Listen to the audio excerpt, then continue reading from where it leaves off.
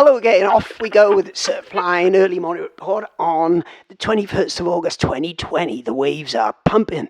This is Pete Jones, your off-the-lip surf reporter on location at Llangeredd Beach, Gower. At the time of this shoot, 2 p.m, the waves are really big, pumping. It's going to be great over Langland Bay. There may be a little wave over at Oxwich. So take care if you're in the water today. This is PJ signing off. Have a great day. Bye for now.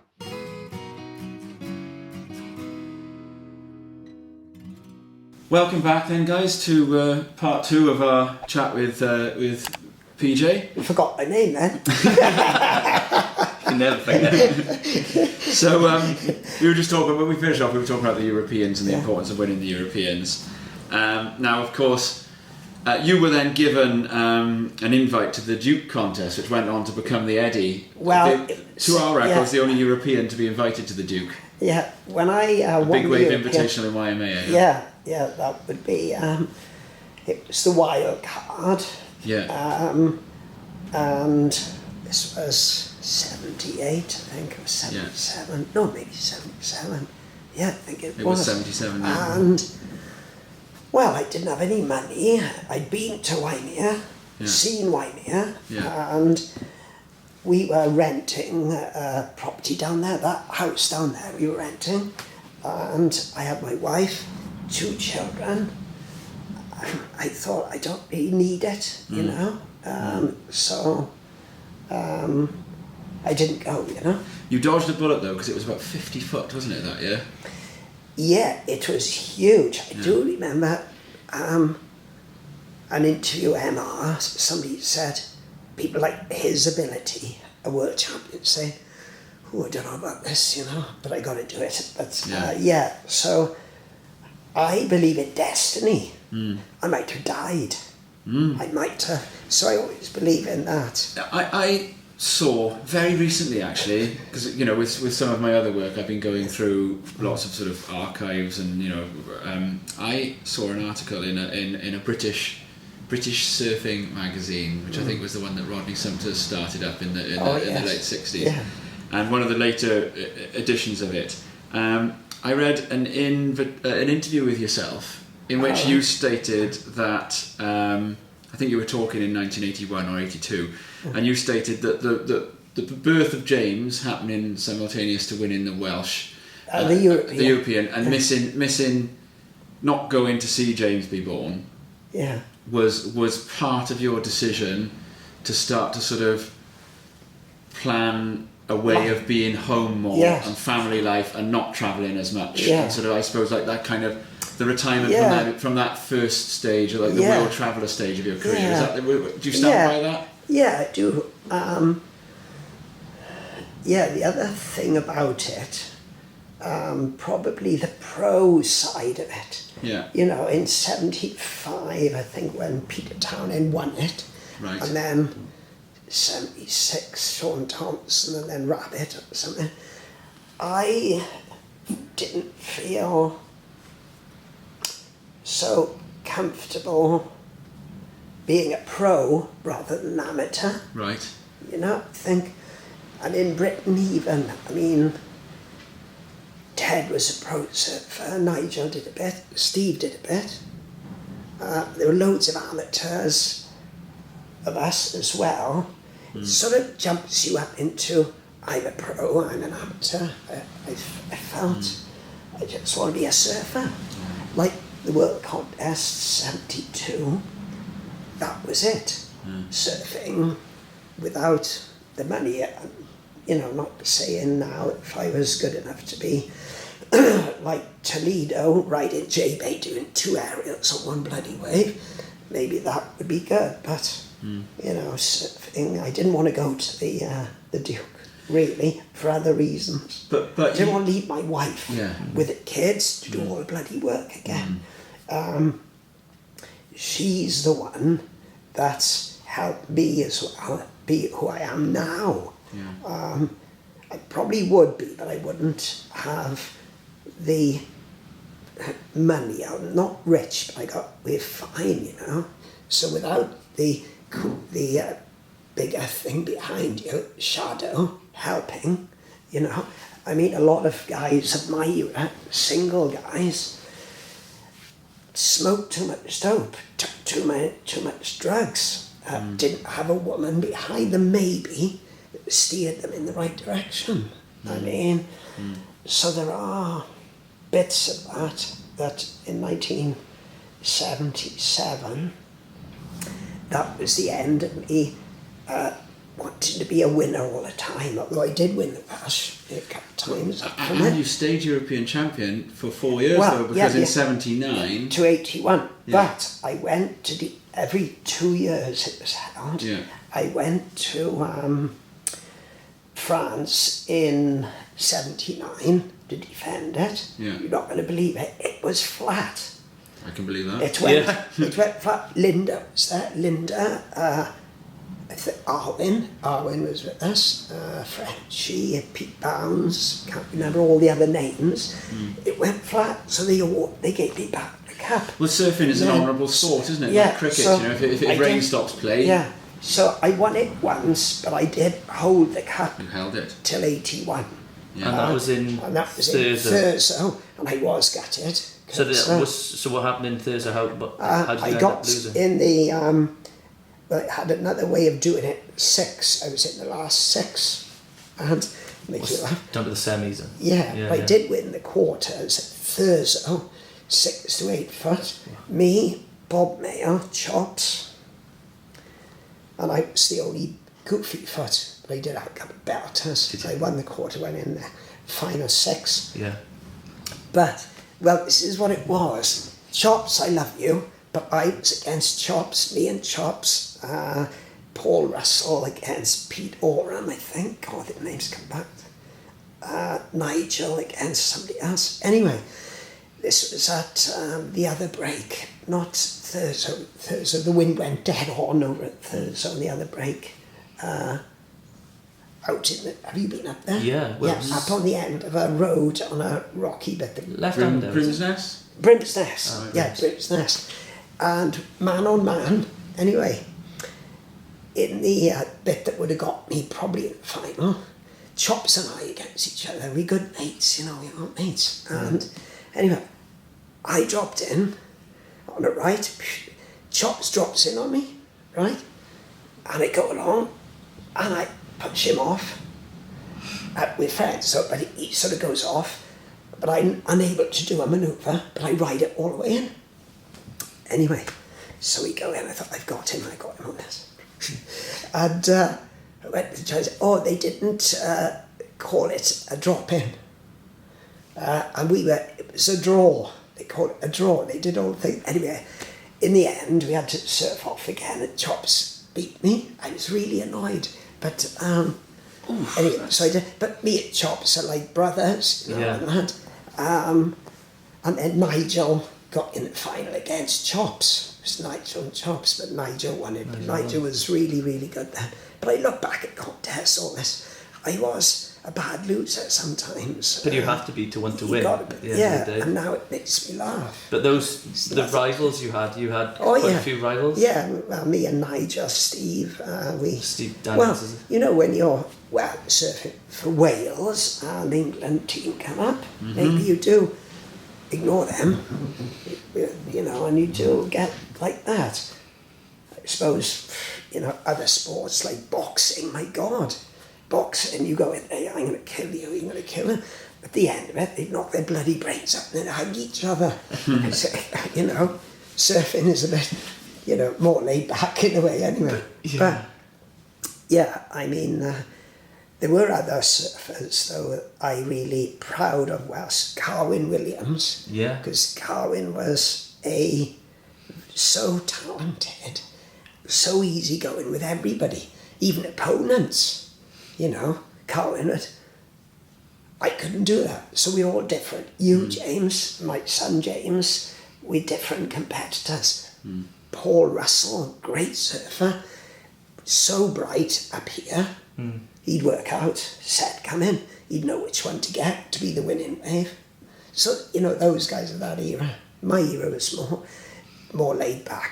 Tig and Newlyn, Graham and I, Chris Jones, we were more styly and whatever. And I'm a part of that, really, as I feel now when I go in.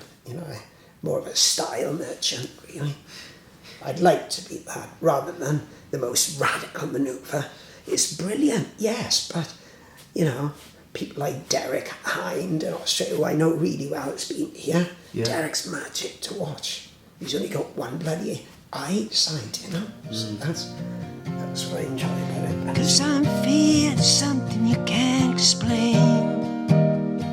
The emerald waters running through my veins. I'm feeling something you can't explain. You've kept that soulful surfing part of surfing within your life. You left the competitive side, and then in 79, you started up where we are now, here in PJ Surf Shop. Down the road. Right. Just down the road. Yeah. And started doing it. Yeah. And, but in my day... So was it just you and Carol was involved then? Yeah, I was with Carol. Yeah. Yeah. Well, we were married then. Yeah. 79. Yeah, it was... Carol is a real beauty, is the word. I was engaged to be married to another girl, Vicky, who was fine. But in 1973, spring of 73, in Llangennith, running over the dunes on a hot day, it was a steep dune. I'm coming over the top, and then over the top comes Carolyn. She's younger than me. I thought, Christ, she's bloody gorgeous. It wasn't just lust, it was like eyes, everything. So, I like her. So when I liked her so much, I felt a bit, not nervous, but, I better sound good. I went, hi. She said, hello. But then so in the end, I asked her out. So Carol, surfing, see, when you're talking to me about surfing gave me everything. Not just surfing, where we're sitting now. It gave me the wife I'm with. Surfing led me to her, because the other lady was a lovely lady, but she didn't like surfing. And so surfing, if you follow that, so surfing, even now at my age, still gives me the pleasure of going in the water and making life seem right. I suppose that's what it is. It makes life seem right. Yesterday I went over in Broughton, right? I had two lefts. James, you'd have blasted on it. Double overhead for me, waist high for you. And I rode it all the way in. And, I came out, and even when you're feeling a bit stressed, we all do, and I do. Days when you feel good, I go surfing, okay. I come home, I'll pay as much tax as you want. I don't give a shit about this. I'm happy I caught a wave, that's all that matters. So all is good with the world. Yeah, so it's very deep. You've helped many people make their own surfing plans, around the tide, and hopefully around their lack of job or their flexible job.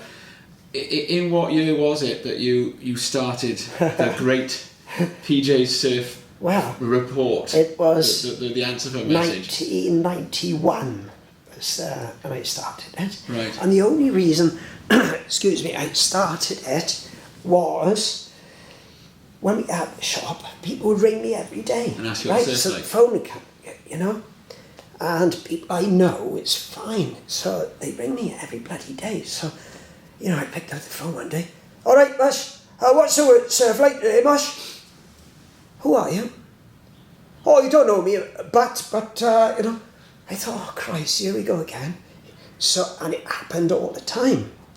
So I thought, I better open premium numbers. You can get a number, and in those days, premium numbers were, hi, how are you doing? You want to know what the waves are like? I'll tell you now. Tell me. But anyway, that's actually pretty much what you were saying. I phoned BT and in London, and the guy from BT said, "Oh, I'll come and have a meeting with you on train from London," in those days.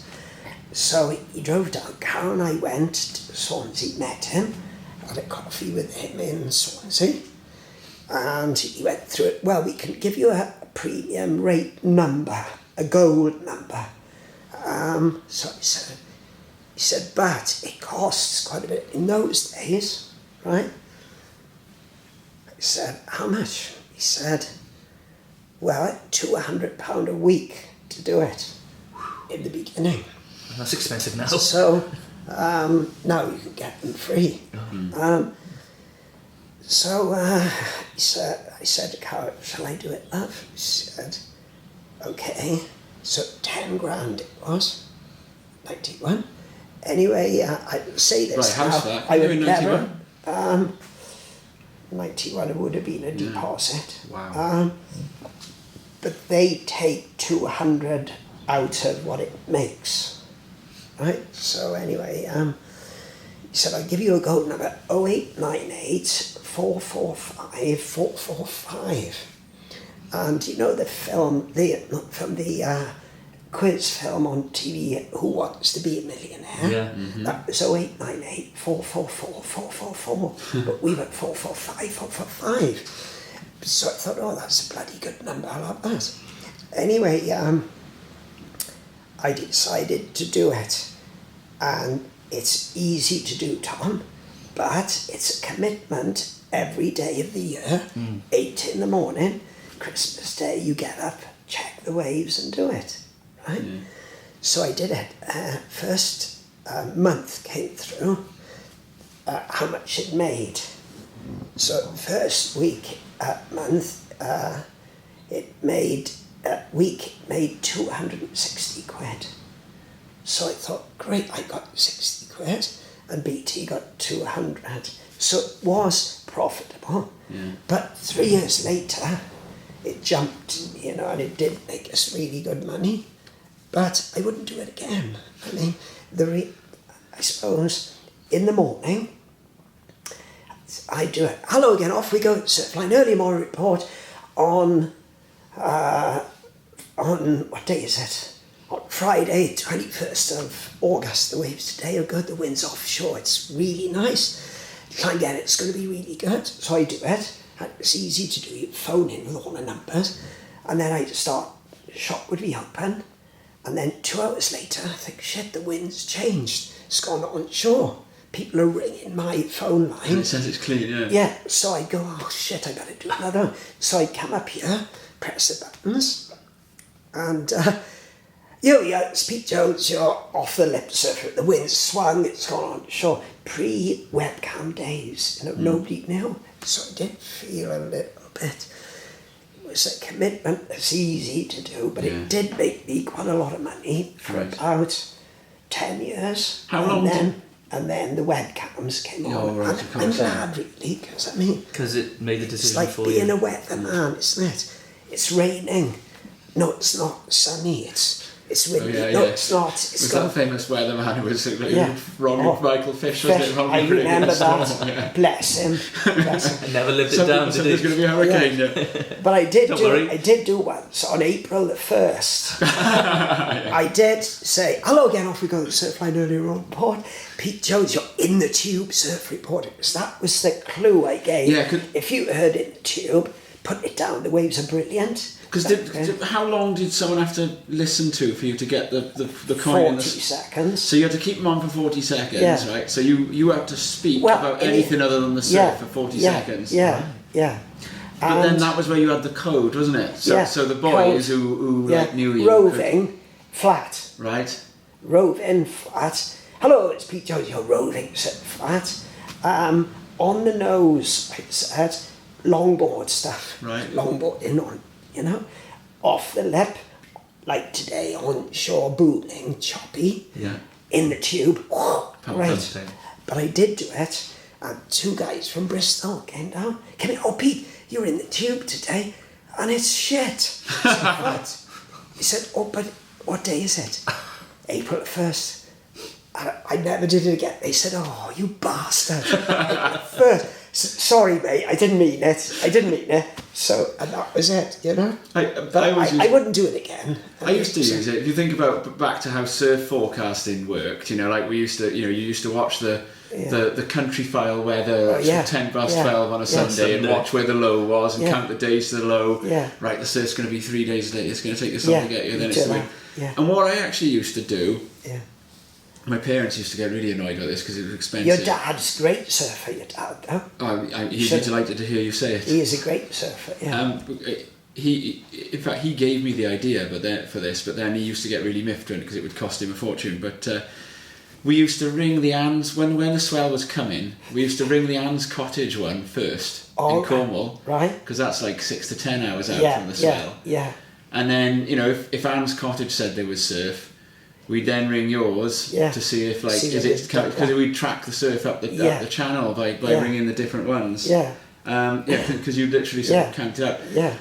I miss surf forecasting being a bit of an art, don't you? Yeah, I do. Or do you like being a magic seaweed and just, you know when it's going to be good? Magic seaweed, they are good, but they don't, you know, they're not on the beach. And they, for the Gower, sometimes it's well overestimated. But there again, we're all surfers, and all of us judge it in different ways. Like 2 foot to us, to a beginner, is 4 foot. And really, you know, 6 foot to us is massive. And I do remember in Hawaii one day, actually, it was at Sunset Beach, and one guy, he lives, not a true indigenous Hawaiian, Haole, you know, Hawaiian white, and he was a bit arrogant, and Sunset was big one day, to me big, you know what I mean? He said, "Hey man, how big do you think this is?" He said, "Oh Christ, it's big, it's 15 foot. He said, "Oh, what are you talking about, 6 foot?" He said, right?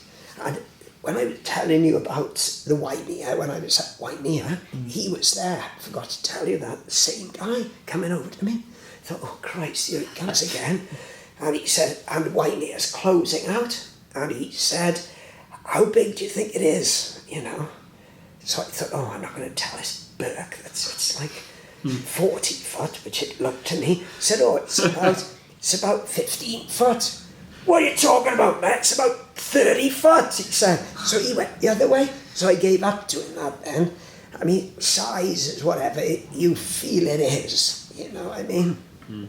To me, being a little guy, it's always double overhead, you know. To Led Hamilton, big, strongest, big wave rider, you know, it's probably, you know, we're all different. But in Britain, the waves are smaller compared to Hawaii, and there's no judgment in that, you know. Do you agree then? Because I mean, that surf report was a famous Welsh institution as well. Do you agree with, or what are your thoughts on in our intro in the previous part of this, of calling you a brand that you managed to then sort of really become like PJs, you know, strange that it became a brand. Right. It does. Well, I'm grateful everybody rang, you know, and I say aloha to everybody who did. Yeah. But a brand, you know, I mean. But that's where the brand. Like, when I was young, right, put it this way, you know, my age now, to be called a brand is I'm very stoked about it. When I was young, I would be more stoked. Right. If you're 25 years old, competitive surfer, and you become a brand, then that's magic, isn't it? Because we need money, isn't it? We need houses, isn't it? We need to be famous, isn't it? You know, we do need that. Yeah. But, you know, to be a brand, to me, is good. You know, I don't need to choose it if I need it for a reason. I think to be respected is better than the brand. Whatever you know, to be a brand, you could be liked, you could be not liked. A brand, people would like, some people wouldn't like a brand. So there's bits of that are very spiritually deep, you know, which, not lovely you saying that, Tom.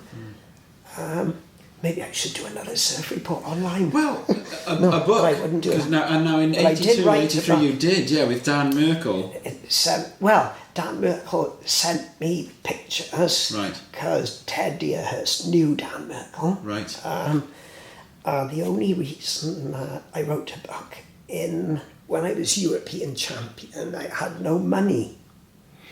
The World Contest was on in South Africa, and then I wasn't going to go. So I was in the team. There was me, Nigel, Steve, Ted Dearhurst, Pete Bounds, and Bob Mayo, and then I heard in Wales there was a Welsh published company, Talfon Davis, Crest Talfon Davis. I think it was. Yeah, right. And they were writing books on sport in Wales, and they had Barry John doing the World of Rugby, and they asked me to do World of Surfing because I was European champion. And I said, well, I'll have a go. They said, look, if you do that, we'll give you the money to go to South Africa for the World Contest, which I did, and which I did write the book, but then they ran out of money at the end of it, and I got the final copy of it. But it wasn't a fiction book, more of a how to do it, where to go, more of a how to, serve, how to do a manoeuvre. But it is a book that gave me a free trip to South Africa and served J-Bay with Bob Mayo before houses were built, and that was magic. I bet it was. With nobody there. Yeah, but so there are, what was I on about then? A croak in a choke. A book. A book, yeah. Getting the final proof. The book. But yeah, the book was something hidden away in the attic, you know what I mean?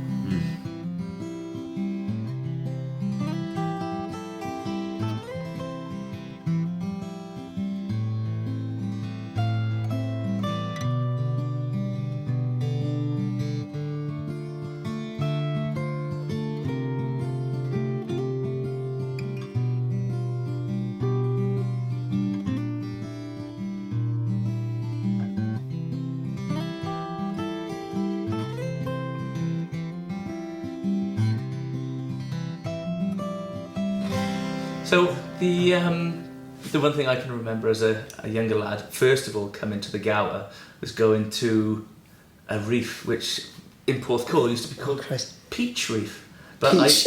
I later found out that it was all actually Pete's Reef or PR. So obviously, that was. Yeah. Did you discover it, or what was the? Well, I presume I did. Who were you with at the time? Way back in probably about 1974-ish. It was summertime here, flat as a pancake, and a little bit of a northerly breeze. Anyway, I thought, a lovely day, I went over to the reefs, and in those days, Sumter's was the only one, where Rod Sumter surfed there in 1969 or whatever. Anyway, I walked along the cliffs there with my suit on my shoulder, and I walked, and I looked out the goals, and the peak there was about 2 or 3 foot, not, very big, and thought I'll give it a go.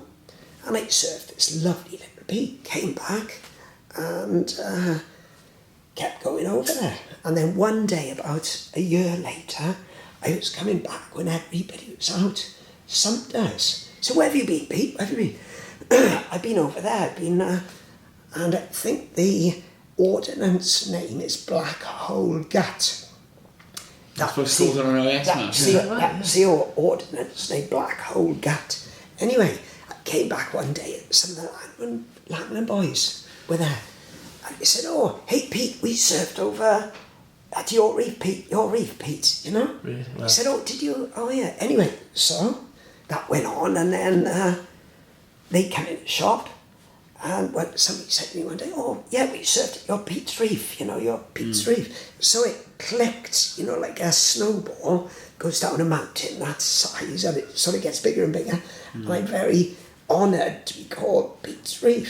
It's a wonderful I story. used to go over there for years. I went over there, and in those days you could, God, I'm croaking.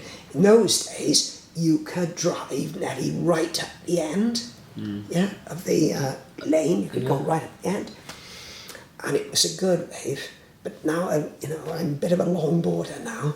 It's more a sucky, barrel-y wave, Certainly is. Yeah, so I am lucky to be on the map. On the map in a certain way. Yeah. And Rod Sumter as well. yeah, I mean, to me, you talk to me about reefs, the Gill, Paul Gill, who lives in Langland, has probably surfed more reefs around Ireland, Scotland, on his own with somebody. Yeah. Carwyn did ride the end of the worm on his own once, many years ago, Carwyn. So I am lucky to be chosen to be named. It's a bit of kind of right place, right time as well. It's then, rather isn't it? lovely. Yeah, rather lovely town. Can I ask then? You're talking about some of the surfing now. We're coming into like the 90s, and we're coming on a bit later, and something that was a very challenging moment in your life. Yes, I know what you're going to ask. When I had a bang. When you had a bang. Yeah, I did. That was, in a way, a very destiny. I always believe in destiny. And I think at the time it was serious. I mean, I wouldn't be sitting here with you now if the guy hadn't lifted me up out of the water. But I do remember surfing Blue Pool on a day like today, a big swell. And I rode the wave all the way in on my longboard. And then I see the guy coming towards me on a board. I sold him the day before. He's a friend of mine, lovely guy. And I said, go, go, go. As he comes past, he falls off. And the board's come in, and I remember doing this. But I take my glasses off, did this, the board whacked me there. But like an arrow, the nose of the board, boom. And so quick, when you're hurt badly, you don't know what's going on, It's the wind is hearing me talk. It was the 9th of February, midwinter, so there was only 4 of us in, and all I remember is doing this, and then I remember laying in the water like this, head down, very relaxed, no scary feeling, but I was awake, but in a different way. I thought, I can't move my head. I got to breathe underwater. Oh, this is nice. So my body probably switched off because there was a hole in my head here and built in a hood on, so I am lucky. And then I floated up in the air and I looked down.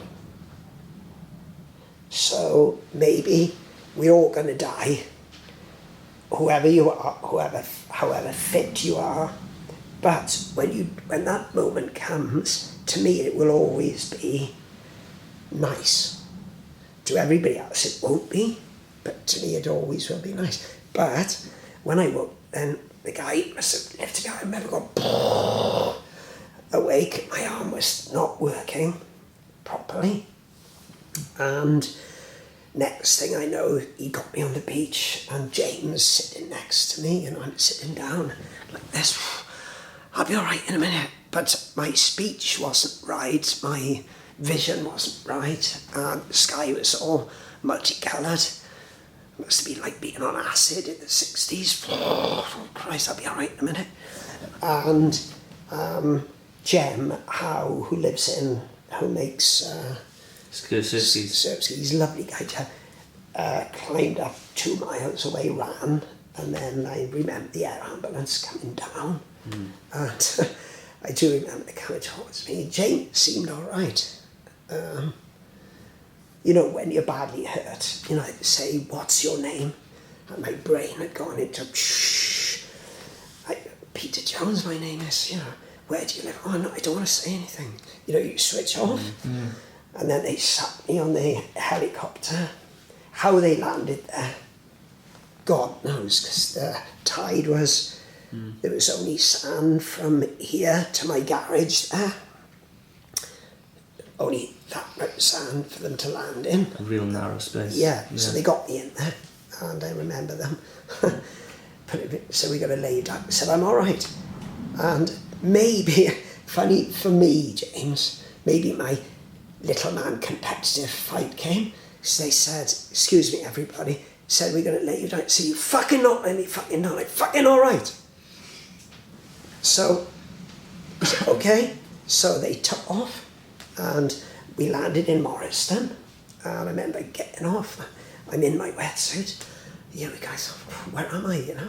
Because I was 60 years old when that happened, and up till then felt invincible, you know? Yeah. And I remember walking into A&E, eyes got in and out. 2 nurses were running towards me because my son James knows that one of the surgeons there. Anyway, he'd rang them, told Pete's had a bad accident coming in. They running towards me, 2 nurses with scissors in their hands. So I noticed. So I said, Christ, in my brain, they're not cutting my wetsuit off. They got a brand new hooded XL wetsuit on. So I stood there, ripped it over there, hood off, and then it was a hole in my head, but I didn't feel anything, no pain. And then I got it down, so then, get it off now, and then they put me out, and that was it. No. So, I mean, I woke up 2 days later, and weird feeling that, but for me though, I mean, James, you love playing your guitar, right? When I came out of hospital, my hand still tingles a little bit, but it wasn't working. So what do I love to do? And I didn't do a lot up till 10 years ago. So Karen and I went to London. I bought a guitar in London because doing, playing chords gets your fingers going, you know? So in a way, if I hadn't had the really bad accident, I would be playing music like I do now. So in a way, I think fate, all right, maybe one day when I'm 90, maybe I won't be able to surf then, but I can still play a guitar. And so it's weird, but it was a bad accident, and my son James seems fine about it, and everybody did, and I had emails from all over the world as well, which is rather lovely, and it put my ego back into place, so that's good, really. And now you're sitting here, James, you're with me now. You saw me probably a year later, did you? I did. Yeah, it was all numb. Yeah. And I was, but still, you're always the same person, but everybody's life has nudges going about, which are... Just maybe puts you in a little different direction. Yeah, but it was a bad one. Mind you, 3 years ago, in Brafton, I rode away, I cut my leg here. In December the 9th, Finn went through my leg. It was down the beach, about a quarter of a mile away. And I went like this, looked down, suit was ripped open, right through to the bone, massive cut. I thought, I might have started laughing. If I hadn't had the really bad accident, I would have freaked out completely. Yeah. So I thought, oh, here we go again, really bad accident. Anyway, I whistled to one of the guys to grab my board and came out, and when I bent my leg, the muscle was coming out. But it was only a day overnight, but it took a while to get rid of that. But, look at accidents in the water happen to everybody. Look at the great big wave rider Cotton, Andrew Cotton. Angus Breaking his back. Nazare, we pay the price when we're in the water, however good you are at it, because all the beginners think, oh, you never get hurt because you're really good at it. But I think the better you get, the higher the risk can become. Like what they're doing now, Tiaupu, Pipeline, some of the barrel rides, I go, whoa, they go into them, and when you beat them in Towies, there are breaks that are shallow. Yeah. And when you're so good at it, you want to be in the deep spot, don't you? You want to be there. But the older I get, I feel a little bit like what Jerry Lopez said about going with Led Hamilton in the early days. Yeah. I think he paddled out in, or got towed out with Led. So I may not be right on this, at Jaws. But I remember Jerry was saying, yes, and he's 2 years older than me, but he did it about, how old he would be, 60 then, way back. And he said, yeah, you know, I can ride those waves, but there's a time and a place. I think I've done it. I don't need to do that anymore. No. You know, and I'm a bit like that now. I would love to ride a 30-foot wave, but if it's steaming like a barrel in Taupo, I don't think it's worth the risk. Give me a 3-foot peeling Malibu or something like Which that. you can find in Llangennith, I suppose. Yeah. A bit more of a kickback lifestyle, a bit more chilled vibe. We do get it. Yeah, I mean, and I guess that's where you've got your sort of... You get your reputation as a longboarder there. No, yeah. Well, a lot of young people come in and say, Pete, you were a longboard champion. I said, no, I was a shortboard champion. More of a longboarder now.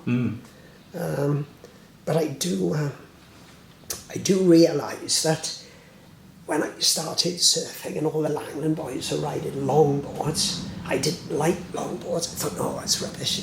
I want to go up and down, up and down, up and down. Now I realise how bloody good they were, riding the boards. They did. I mean, Dave Fryer, Fryer, a great longboarder, was one of our local best surfers ever. He'd do a drop knee cut back when I was trying to do these off the lips, you know, and I realised now, when you're young, you think, I don't want to do that, that's no good. Yeah. And Rod Sumter, when he came here in 1968, watching him was pretty amazing. So there are bits of surfing, there's all different bits to it. But the shortboarding side of things started more of a by coincidence, didn't it? Yeah, it did. Yeah, I went to Malbigvenny to buy a board. Tim Hayland had the factory there, and I remember walking in, I'd only been started, and I said, what boards have you got? I got all these long boards. There was one at the end, 7'7" it was, with a tail like a real wide fin on it, the size of me. It was a huge fin, it was like fin like that. I said, I'll have that. It looked radical. And he said, you'll never learn on that. You need a longboard to learn. No, I'll have that. And I went to Langland, I remember, in the early days, and most were riding longboards, but I was lucky enough to start to do that. And then within a year, magazines were open, Corky Carroll in America riding a twin fin, 6 foot, you know, with all boards and chain. Your dad will remember that. And, you know, now I am more of a longboarder, because it's the glide. I think Skip Fry, the glide, shortboarding is magic. We all did it. You done blasts, you know. But there's something about catching a wave, feeling the power of the wave, just give you a lull, you know. You just glide with it, and then you just smooth along with it, and do a lovely turn, you know. I love that now. I'm bloody old. I don't know why. I just love. I see a longboarding for girls. Women look great on longboard. The balletic-ness.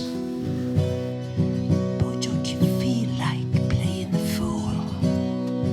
Step out of line. Break all your rules. Don't let them tell you it's not for you. Don't go going on before you're through.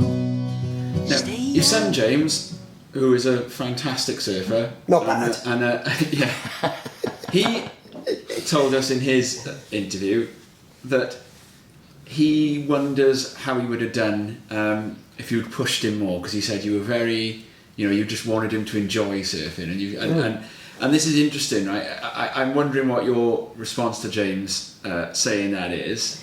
Did he say it that he would have wanted me to push him or not? Kind of, yeah. Oh, did he? Yeah. Well, I always said, today now you see a lot of families whose children are learning and they get pretty good at it. Yeah. Then they say, you've got to go here, you've got to do this, you've got to do that. And I suppose I said to James, do you want to come to Langland today? And if he didn't really want to, I would say, you got to come, because I knew he would be good at it. Yeah. You know, he had a lot of talent at it. Yeah. So I've always been, I'm a bit of a loner, I suppose, really, as far as surfing. James is fantastic, and the bigger the waves, the better he is. It's a tough question, that. I think I'm more of a It doesn't have to have an answer. spiritual dad, really, and I like James to love it in a spiritual way as well as being good at it. Yeah. So, and I knew he was good, and I did give him tips, because the one James would make him laugh, he'll always remember, because I see so many kids got up and down like that, so I'd always go, right James, logos out of your board, logos in. Yeah, he's try told us about and this do as well, that, yeah. try and do that, and then you will. So this is showing the logo of your board. Yeah, you know, you So scream the- off the bottom, come screaming up a wave. Yeah. There are quite, well, they are good, but a lot of them would do a fluffy sort of- Flat. The sideways bottom turn. yeah, and now it's gone beyond control. I mean, it's down, up, down, up. Very like, on rail. Yeah, like the WCT, they all down, up, and styles. So I try to help James in that way. I mean, we're very, well, you always will be individual. Be who you are, what you want, you know. And I've always been very, probably because of my dad, I didn't get on with my father in any way. He'd been in the Navy, didn't like this, long hair, didn't like surfing, wanted me to get a real job. And in the end, when I bought this, my dad, his ashes are in the garden. I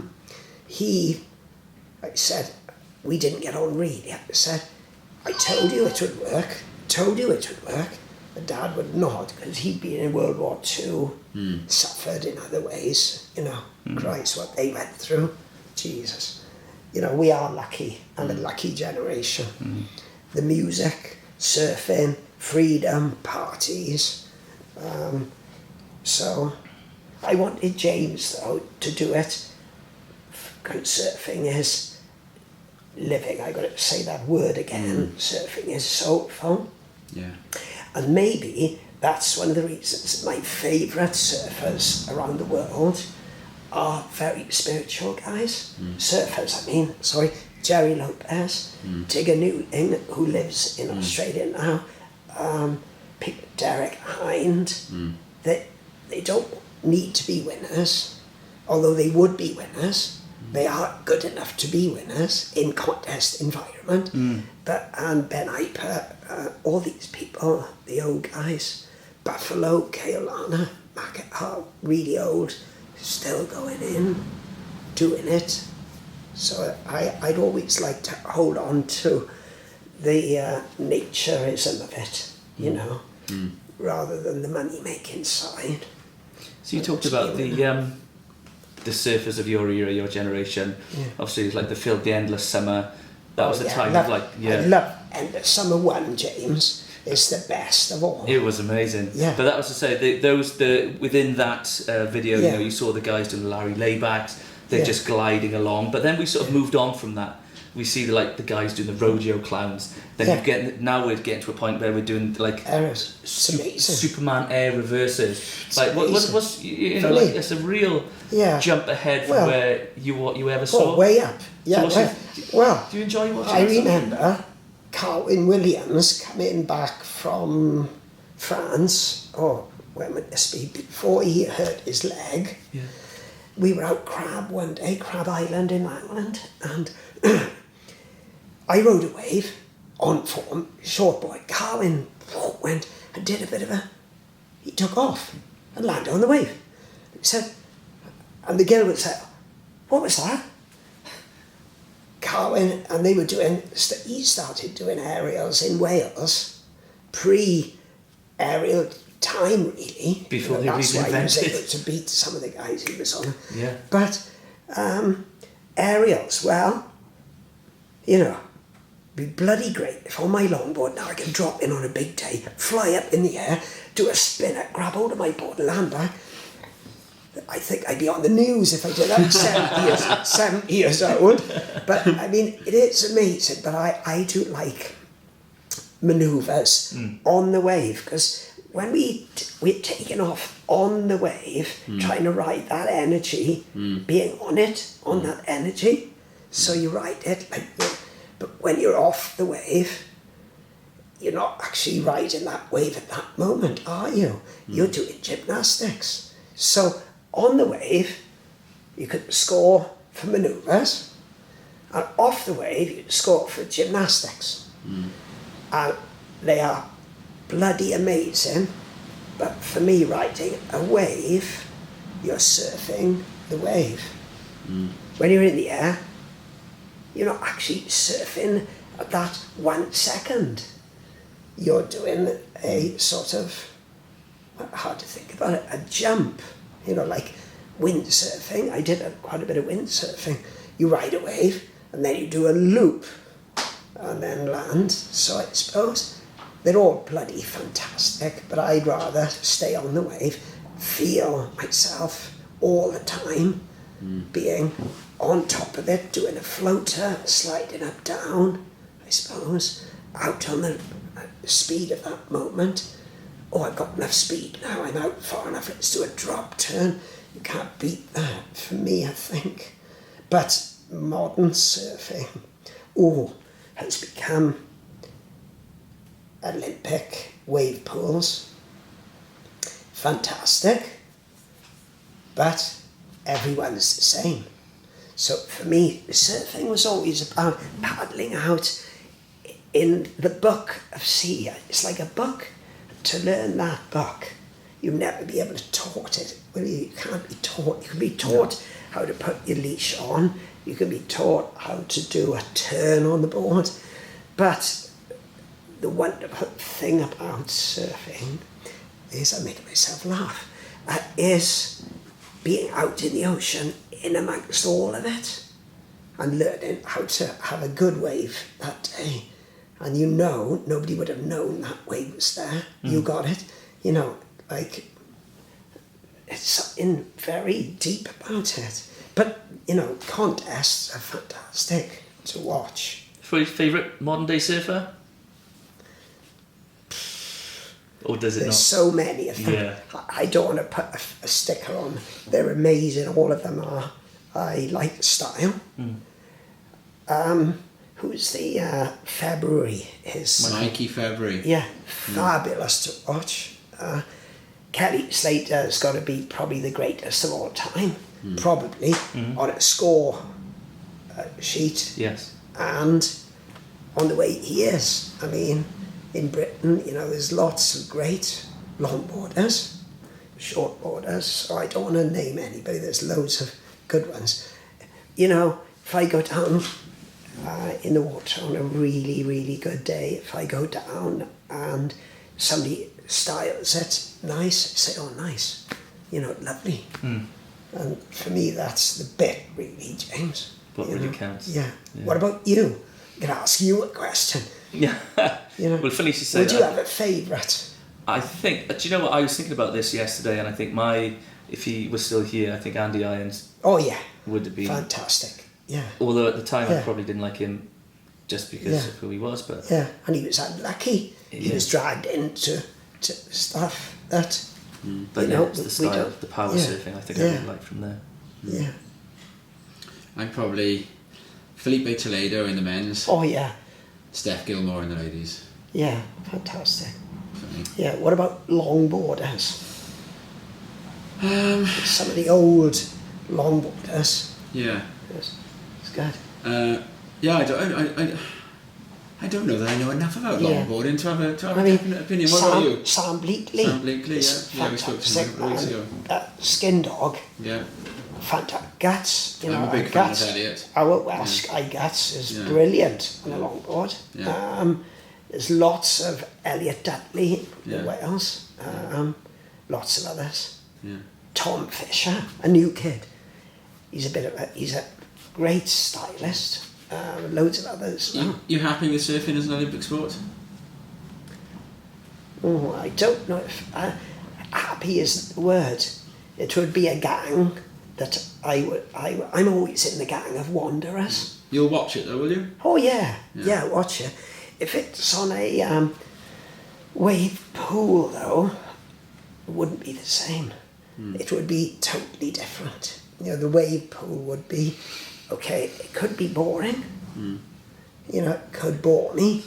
Whereas on a beach where the waves are piling in, I'd watch all of it. Great. Oh, there's a left over there. Oh, he's got it. Oh, there's a right. Hopefully the first one is a beach, isn't it? It's cheaper in Japan. Yeah, I hope it is. Yeah. I mean, wave pools, well, I look at, they are good, but it's money.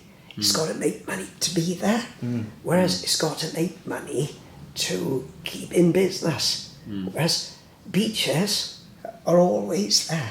No money, it's free to go in. So I'm a bit, but they are amazing.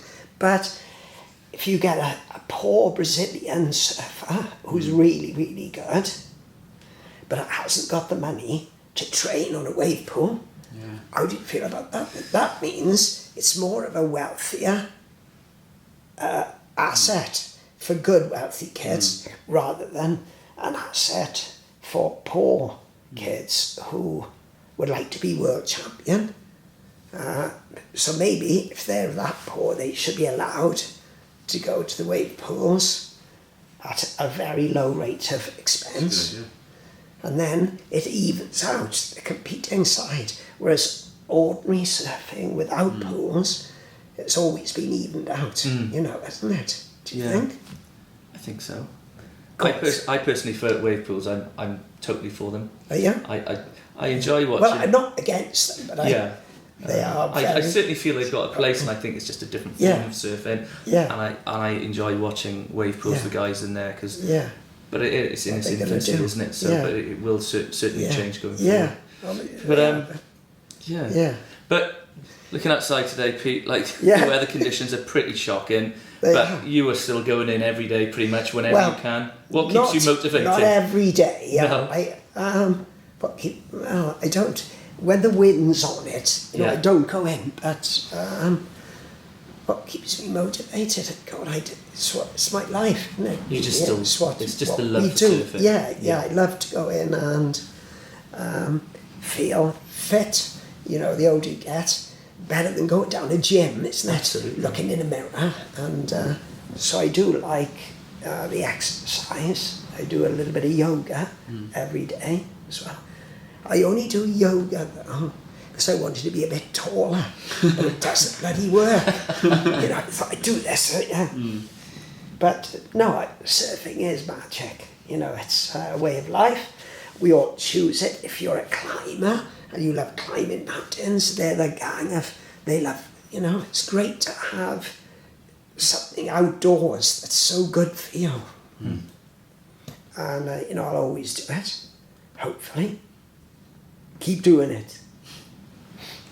PJ, you've been the guest to end all guests. Well, for series 1 at least. Tom, thank you very much. Now, can I thank you so much for your hospitality this afternoon, and for letting me and Rhino come up here and pick your incredible surfing brain. Yeah, thank you very much. Take it easy. Thank you, PJ. Thank you, Pete. Thank you very much. Absolutely brilliant to be here. And thank you as well, Rhino, for coming along and getting PJ to... Aloha to all of you out there. Thanks, boys. Okay. And that very much is that. Crest is now going to wind up the 2020 series. We'll be back in 2021 and continuing to chat to some great characters from in and out of Wales in pretty much the same manner as you've come to expect. Our minds, whether you like it or not, now turn towards Christmas, to festivity, in whatever form it manages to happen, and of course the thing we all really relish about the last weeks of spring and the of autumn and the onset of winter, some really good surf. We wish you all a great end to 2020 and hope to be able to reach out to as many of you as possible again in 2021, hopefully after a great winter and a promise-crammed new year. Thanks for listening. Diolch am gwrando, and see you soon. Hwyl fawr. See you all. Bye. Bye. Good job. Stay young, keep your wheels in motion. You got everything that you need. Stay young with your rock and rollin'. All the best things in life free.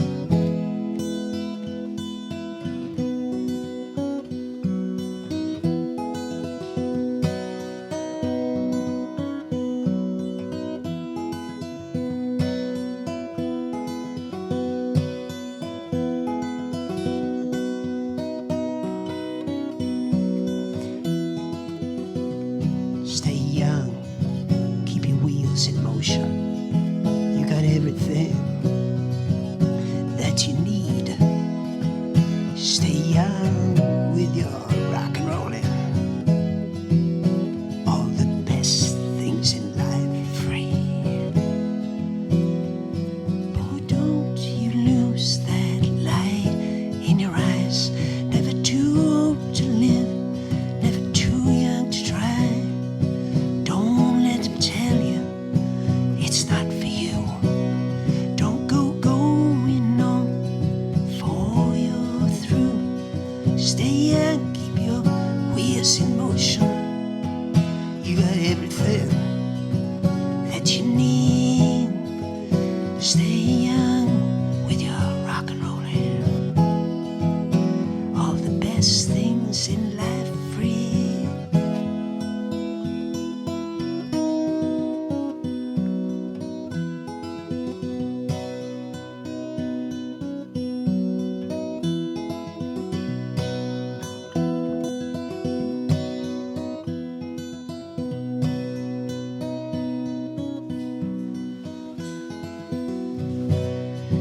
Boy, don't you feel like playing the fool? Step out of line, break all your rules. Don't let them tell you it's not for you. Don't go going on before you're through. Stay young, keep your wheels in motion. You got everything that you need. Stay young with your rock and rollin'. All the best things.